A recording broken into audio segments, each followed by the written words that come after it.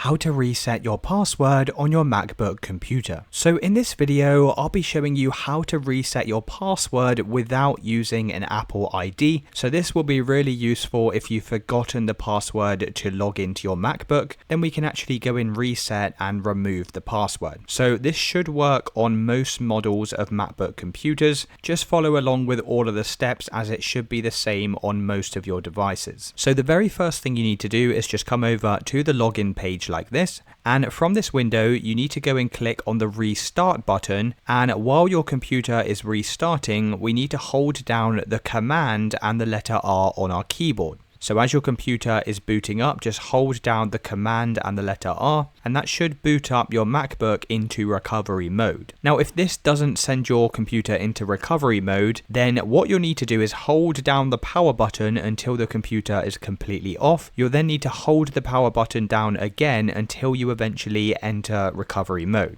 So if one of the methods doesn't work for you, then you can go try the other method instead. Now, once you see this window, just go and click on options, and that should take you over to the recovery page. You can then click on forgot all passwords, the button at the bottom, and you can see that this MacBook is already linked to an Apple account. So if you no longer have the password to this Apple account, what you can do is come up to the top left hand side and click on this recovery assistant, and then you can press erase Mac. And you can see it will say here, if you're unable to unlock your Mac, you can go and completely erase it so then you can get back into your computer. Now just bear in mind that you will need an internet connection in order to go and do this process. So I'm not actually going to go ahead with this as I don't need to recover my account, but you can basically just follow the steps on the screen here to go and erase all of the data on your MacBook. And it's really as simple as that, guys. Let me know in the comments if you found this video helpful.